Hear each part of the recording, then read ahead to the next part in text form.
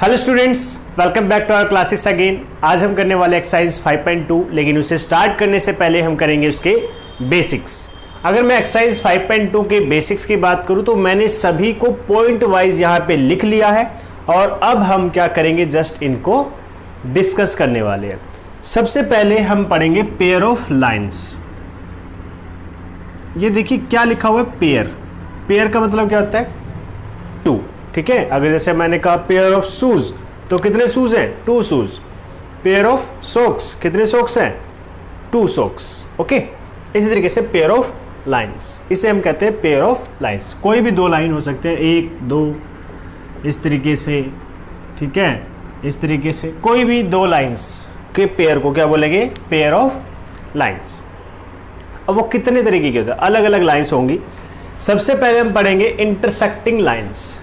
Intersecting lines, देखिए definition सुनते भी रहना, और जब मैं बताऊं तो आपको अपनी रफ नोटबुक में फिर नोटबुक अपने साथ लेके बैठ जाओ, उसके अंदर फिर आपको राइट डाउन भी करनी है। बिकॉज मैं यहाँ लिखूंगा नहीं, लेकिन वर्बल बोलूँगा, जो आपको एक्सरसाइज 5.2 स्टार्ट करने से पहले अपने फेयर नोटबुक में नोट डाउन करने हैं। ये देखो, ये जितने भी पॉइंट्स आपके सामने लिखे हुए हैं, ये सभी एज अ हेडिंग आपको लिखनी है और इनकी डेफिनेशन भी लिखनी है, जिससे कि आपको इसका पता रहे कि हाँ भाई ये चीज़ें क्या है। ठीक है, डेफिनेशंस याद रहनी चाहिए। So now intersecting lines. सबसे पहले इंटरसेक्टिंग लाइन।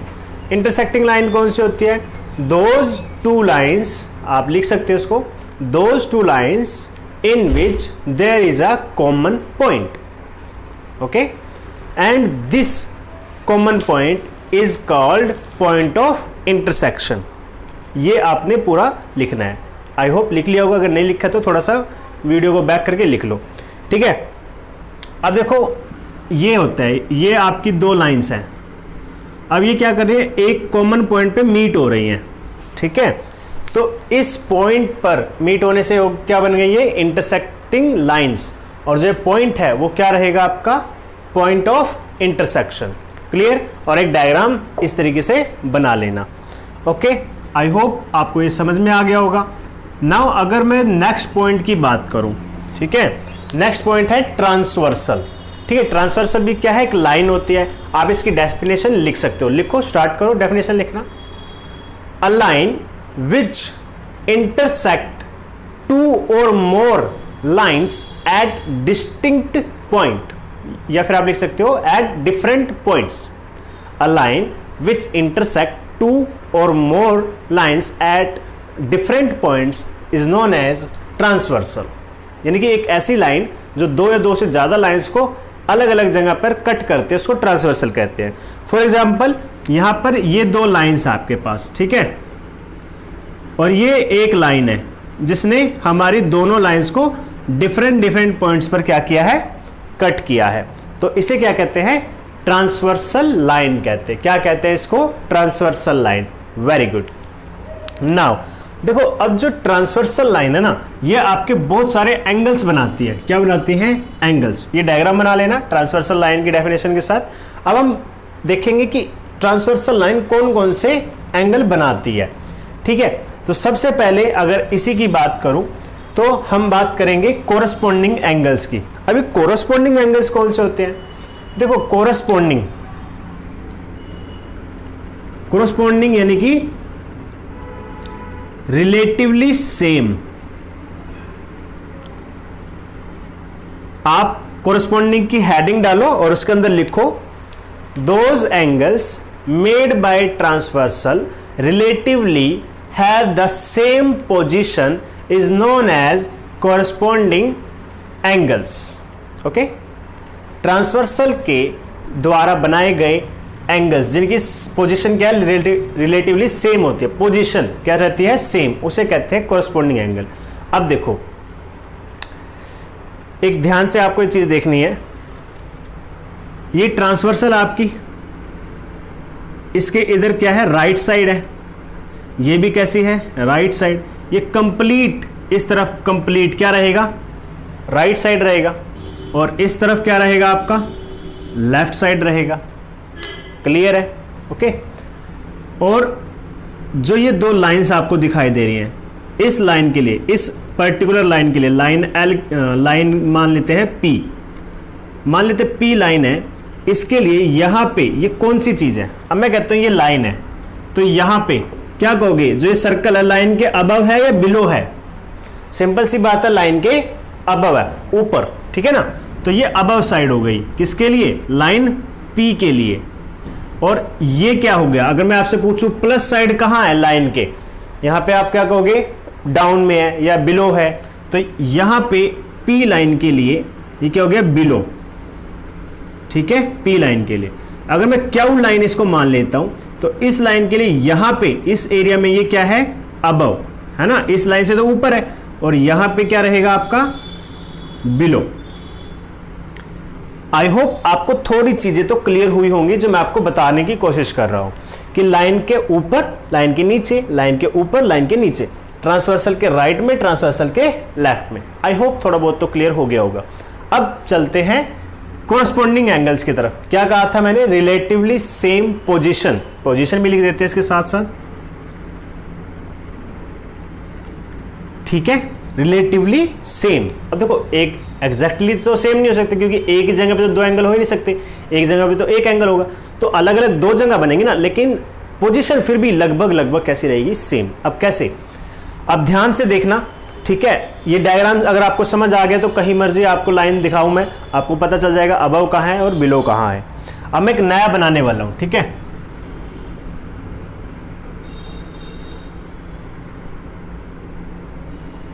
अब थोड़ा सा ध्यान से देखना आपको।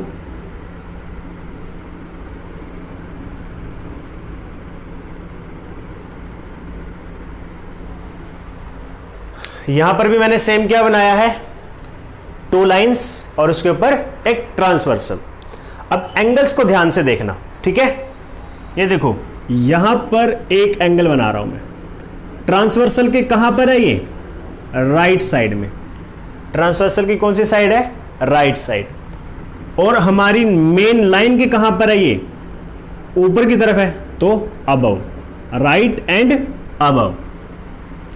अब एक एंगल ये रहा, ये ट्रांसवर्सल की कौन सी साइड पे है, ये भी कहां पर है, राइट पर, और इस लाइन के कहां पर है, अबव पर। तो ये देखो right and above, right and above, दोनों की पोजीशन लगभग कैसी है, सेम, इसीलिए इन्हें कहा जाता है कोरस्पॉन्डिंग एंगल्स। क्या कहा जाता है, कोरस्पॉन्डिंग एंगल्स। इस तरीके से यहां पर लगभग 8 पेयर्स यहां से निकल सकते हैं। कौन कौन से, देखो अब मैं नाम लिख के दिखाता हूं, 1 2, सॉरी यहां से 4 निकलेंगे, बाकी बाद में निकलेंगे, 1 and 2, 1 and 2, ये दोनों क्या है, कोरस्पॉन्डिंग एंगल्स हैं। इसके साथ साथ ये देखो, अब यहां पे ये क्या है, बिलो द लाइन। पहले बात कर लेते हैं ट्रांसवर्सल की, ट्रांसवर्सल के कहां है, राइट में, और लाइन के बिलो में। क्या ये और ये दोनों एंगल नंबर 3 और एंगल नंबर 2 कोरस्पॉन्डिंग हैं, आप बताने की कोशिश कर सकते हो। क्या एंगल नंबर 2 और 3 कोरस्पॉन्डिंग हैं? तो आप देखो उनकी पोजीशन देख लो, ये कहाँ है, रिलेटिवली आपका राइट में और बिलो, राइट और अबव, पोजीशन सेम नहीं है, तो ये क्या हो जाएगा, आपका कोरस्पॉन्डिंग एंगल नहीं है। तो इसका कौन हो सकता है? अब एंगल नंबर 4 देखो आप, एंगल नंबर 4, अब ये देखो 3 4, राइट बिलो, और ये भी क्या है, राइट बिलो। तो 3 and 4 जो एंगल है आपके कैसे रहेंगे, कोरस्पॉन्डिंग एंगल हो जाएंगे, 3 and 4, ये क्या है आपके कोरस्पॉन्डिंग एंगल। क्या एंगल 1 और एंगल 4 कोरस्पॉन्डिंग एंगल हैं? अब देख लेते हैं, ये कहाँ है, राइट, ये कहाँ है, राइट, ये कहाँ है, अबव, ये कहाँ है, बिलो। तो नहीं, मैच नहीं कर रहा है ना, एक चीज क्या आ गई, अलग हो गई, तो ये कोरस्पॉन्डिंग एंगल नहीं है, ठीक है। इसी तरीके से दूसरी साइड, अब देखो ये क्या है, लेफ्ट साइड है ट्रांसवर्सल की, कौन सी साइड है, लेफ्ट, लेकिन लाइन के लिए कौन सी है, अबव, लाइन से अबव, ट्रांसवर्सल से लेफ्ट। ये वाला एंगल कौन सा है, ट्रांसवर्सल से लेफ्ट और लाइन से above, left above, left above. तो ये दोनों एंगल मान लीजिए 5 और 6, दोनों क्या बन गए आपके, कोरस्पॉन्डिंग एंगल्स। अब देखो इसके अंदर दो कंसेप्ट थे जो बताना बहुत जरूरी था। एक तो आपका ट्रांसवर्सल की साइड्स कौन सी है और आपकी लाइंस की साइड कौन सी है। तो अब आप एक तरीके से पोजीशन को समझ चुके हो कि पोजीशन क्या होती है, समझ चुके हो पोजीशंस को, तो आप अच्छे समझ गए, कोरस्पॉन्डिंग समझ गए। अब आपको राइट अबव लेफ्ट अबव देखने की जरूरत नहीं, अब आपको बिल्कुल साफ साफ चमकने चाहिए। देखो ऐसे ये बना दी मैंने लाइन। अब बताओ कोरस्पॉन्डिंग एंगल कहाँ होंगे, ये हो जाएंगे सेम पोजीशन, ये हो जाएंगे सेम पोजीशन, ये नीचे वाले हो जाएंगे सेम पोजीशन, ये भी हो सकते हैं सेम पोजीशन। ठीक है, यहाँ से अगर एक ट्रांसवर्सल है तो कितने पेयर ऑफ निकल सकते हैं corresponding angle, 4 pairs of corresponding angle निकलेंगे, लेकिन टोटल एंगल कितने बनेंगे 8, है ना। लेकिन अगर मैं बात करूं आपके पेयर ऑफ कोरस्पॉन्डिंग एंगल्स की, कितने पेयर्स निकलेंगे 4 पेयर्स। अगर डबल लाइन होती यहां पे तो 8 पेयर्स निकल आते। ठीक है, आई होप आपको समझ आ गया होगा यहां पर क्या हुआ है और कैसे हुआ है। ठीक है, अभी सिर्फ मैंने कोरस्पॉन्डिंग एंगल की बात किया, इक्वल है या नहीं है उनकी बात नहीं की। आई होप आप सभी को कोरस्पॉन्डिंग एंगल समझ में आ गए होंगे। चलो, और थोड़ा सा ये भी कंसेप्ट समझ में आ गया होगा, left above right below something like that, जो थोड़ा सा कंफ्यूजिंग हो सकता है किसी किसी के लिए। नाउ अगर मैं बात करूं किसकी, अल्टरनेट इंटीरियर की, किसकी बात करेंगे, अल्टरनेट इंटीरियर। देखो अल्टरनेट से तो आपको समझ आना चाहिए कि थोड़ा सा अलग हो गया, है ना, एक के बाद एक। तो इसमें पोजीशन कैसी रहेगी, रिलेटिवली अपोजिट पोजीशन। कैसी रहेगी, अपोजिट पोजीशन। वो कैसे, चलो देखते हैं। ये क्या है मेरे पास, एक आपका ये है आपका transversal and pair of lines. ठीक है, तो अब ये कहां पर एंगल, राइट में और बिलो। अब मैंने क्या कहा था, रिलेटिवली अपोजिट। राइट का अपोजिट क्या होता है, लेफ्ट, और बिलो का अपोजिट कौन सा होता है, अबव। लेफ्ट एंड अबव, ये कहां होगा, और क्योंकि इंटीरियर की बात हो रही है, इंटीरियर क्या होता है, जो इन दोनों लाइंस के बीच में एंगल बनेंगे। अब यहां देखो ये एंगल जो है ये कहां पर है, राइट में और अबव में। ये वाला एंगल कहां पर है, लेफ्ट में और बिलो में। और ये वाला एंगल कहां पर है, लेफ्ट में और अबव में। अब आप खुद देख लो कि अपोजिट पोजीशन दोनों, जो हमारी राइट और बिलो है, इसकी दोनों पोजीशन अपोजिट कहां पर है। अगर मैं इस एंगल को देखूं तो राइट राइट अपोजिट नहीं है, दैट मीन्स ये दोनों अल्टरनेट नहीं है। बी ए है लेकिन दोनों होने चाहिए, यहां पे आर नहीं है। इसमें देखिए तो बिलो बिलो एक पॉइंट आ गया जो सेम है, अपोजिट होना चाहिए था, नहीं है। अब राइट लेफ्ट ठीक है, बिलो अबव बिल्कुल ठीक है। तो हम कह सकते हैं एंगल नंबर 1 2 3 और 4। तो यहां से आपका एंगल 1 एंड एंगल नंबर 4 ये दोनों क्या है, आपके अल्टरनेट इंटीरियर एंगल्स हैं। आई होप बात आपको थोड़ी थोड़ी भेजे में क्लियर हो रही है, वेरी गुड। समझ गए अल्टरनेट इंटीरियर कौन से होते हैं। और इससे भी आसान बता देता हूं, या तो आपका इस तरीके से जेड बन जाए, या ये वाला उल्टा जेड बन जाए, और ये जो दो एंगल होंगे ना जेड के, ये बनेंगे आपके अल्टरनेट इंटीरियर।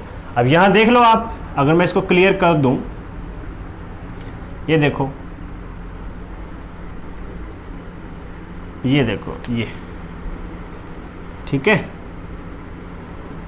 यहां पे एक जेड बन रहा है। कहां से बन रहा है, ये देखो, अगर मैं सब इरेज कर दूं, क्या बन गया आपका, जेड बन गया उल्टे वाला, ठीक है ना, अपोजिट जेड। ठीक है, तो आपके जेड पे जो एंगल्स बनेंगे वो क्या होंगे, आपके अल्टरनेट इंटीरियर एंगल्स होंगे, या फिर relatively opposite position.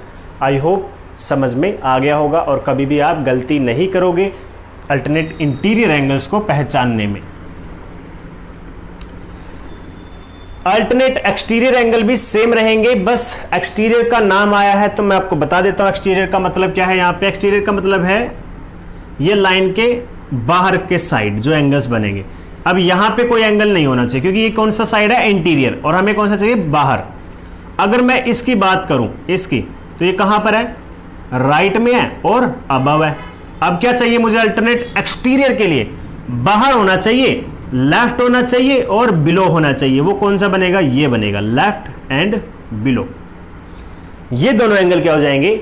Equal, sorry equal नहीं, ये हो जाएंगे दोनों आपके अल्टरनेट एक्सटीरियर। ठीक है, इक्वल बाद में बताऊंगा केस कब होते हैं, लेकिन ये क्या है? अल्टरनेट एक्सटीरियर एंगल्स हैं। आई होप ये भी आपको क्लियर हो गया होगा। ठीक है, क्योंकि नाम तो अल्टरनेट ही रहेगा। और अल्टरनेट इंटीरियर एंगल्स की प्रॉपर्टी लिख सकते हो, एंगल्स, डेफिनेशन लिख दो, angles made by transversal on the relatively opposite position of transversal are known as alternate interior angles. और सेम इसी तरीके से आप अल्टरनेट एक्सटीरियर के लिए भी लिख सकते हो, ऑन द एक्सटीरियर साइड। को इंटीरियर एंगल कौन से थे? को इंटीरियर, ये दो ट्रांसवर्सल है, ठीक है, और आपका को इंटीरियर, दोनों एंगल कैसे हैं? इंटीरियर। किसी ट्रांसवर्सल के सेम साइड पर जो इंटीरियर एंगल होते हैं उन्हें बोलते हैं को इंटीरियर। ट्रांसवर्सल की राइट साइड पे दोनों कहाँ है? इंटीरियर। तो इन दोनों ही एंगल्स को कहाँ क्या बोलेंगे? को इंटीरियर। इसी तरीके से ये दोनों एंगल लेफ्ट साइड पे 3 और 4, एंगल 3 एंड 4 क्या है? को इंटीरियर है। इसी तरीके से 1 एंड 2, एंगल 1 एंड 2 क्या है? आपके को इंटीरियर है। ठीक है, 1 और 3 इंटीरियर, को इंटीरियर नहीं है। 1 और 3 क्या बनेंगे? आपके लीनियर पेयर। बहुत सारी चीजें हैं जो आपने पीछे सीखी हुई हैं, वो यहाँ पे अप्लाई कर सकते हो। तो मेरा ये वाला टॉपिक ट्रांसवर्सल का खत्म। ठीक है, अब क्या है? Parallel lines. ठीक है, पैरेलल लाइंस क्या होती हैं? It is a pair of two lines in which the lines will not intersect each other. दोबारा लिख लो, it is a pair of lines in which the lines do not intersect each other. Next, अब उसी line को full stop करके आगे लिखो, the distance या द परपेंडिकुलर डिस्टेंस लिखो, the perpendicular distance between two parallel lines are always constant. ठीक है, अगर ये 5 सेंटीमीटर है, ये भी 5 सेंटीमीटर रहेगा, ये भी 5 सेंटीमीटर रहेगा, और ये हमेशा इसी तरीके से चलती रहेगी, कभी भी इंटरसेक्ट नहीं करेंगी। आई होप आपने लिख लिया होगा। ठीक है, ये हो गया पैरेलल लाइंस। अब पैरेलल लाइंस में भी क्या है, क्योंकि ट्रांसवर्सल की बात आएगी, तो ये जो आपने एंगल्स पढ़े हैं ये सारे क्या हो जाएंगे? इक्वल। आपने अभी कोरस्पोंडिंग एंगल पढ़े, तो पैरेलल लाइंस, जब पैरेलल लाइन दिया हो तो ओनली ऑन, जब पैरेलल लाइन गिवन है ओनली ऑन। ठीक है, तो क्या होगा? कोरस्पोंडिंग एंगल इक्वल हो जाएंगे, अल्टरनेट इंटीरियर एंगल इक्वल हो जाएंगे, अल्टरनेट एक्सटीरियर एंगल इक्वल हो जाएंगे, को इंटीरियर एंगल, इनका सम 180 डिग्री हो जाएगा। ये क्या हो जाएगा? 180 डिग्री, इनका सम, दोनों का सम। बाकी सब क्या हो जाएंगे? ये तीनों क्या हो जाएंगे? इक्वल। क्या हो जाएंगे? इक्वल। आई होप आपको समझ आया होगा, ज़्यादा नहीं, थोड़ा ही सही, लेकिन वो भी काफ़ी है, बिकॉज पॉइंट्स बहुत ज़रूरी है। ये बहुत ही बेसिक चीज़ें हैं जो आपको क्लियर होनी ही चाहिए। ठीक है, तो को इंटीरियर एंगल बता देता हूँ। ये देखो, मान लीजिए ये एंगल नंबर 1 और एंगल नंबर 2, ये दोनों क्या है? को इंटीरियर। अब एंगल 1 प्लस एंगल 2, इनका सम कितना होगा? 180 डिग्री।